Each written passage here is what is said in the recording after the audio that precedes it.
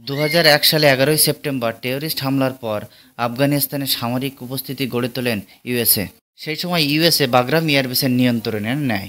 প্রায় ২ দশক ধরে মার্কিন নিয়ন্ত্রণে রাখে এই এয়ারবেস।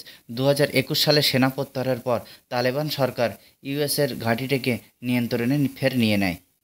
তো ট্রাম্প সরকার পুনরায় নিয়ন্ত্রণে নেওয়ার প্রস্তাব দেয় তালেবান সরকারের কাছে, কিন্তু তালেবান সরকার তা প্রত্যাখ্যান করে এবং তাদের মাটিতে কোনো বিদেশি সেনার হস্তক্ষেপ তারা মেনে নেবে না এমনটাই হুমকি দেন।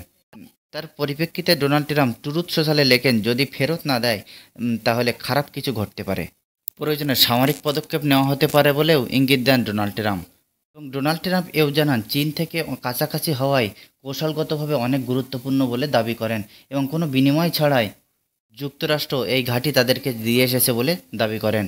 বিশেষজ্ঞরা মনে করছেন বাগরাম আবার পুনর্দখল করা মানে আফগান আক্রমণ পূর্ণমাত্রায় সামরিক অভিযান হয়ে উঠতে পারে, যা ১০,০০০-এর বেশি সেনা এবং আধুনিক প্রতিরক্ষা ব্যবস্থা মোতায়েন করার দাবি করতে পারে।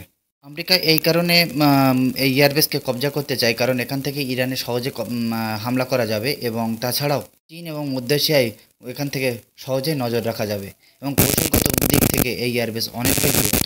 এখান থেকেই আমেরিকা তালিবানের সঙ্গে লড়াই করেছিল এবং এটা খুব পাওয়ারফুল এয়ারবেস ছিল আমেরিকা। আফগান বিদেশমন্ত্রী এই কথার পরিপ্রেক্ষিতে জানিয়েছেন যে আগামী ২০ সাল লড়াই করতে হলেও লড়বো, কিন্তু আমাদের জমিনের এক টুকরোও আমি বিদেশিকে দেব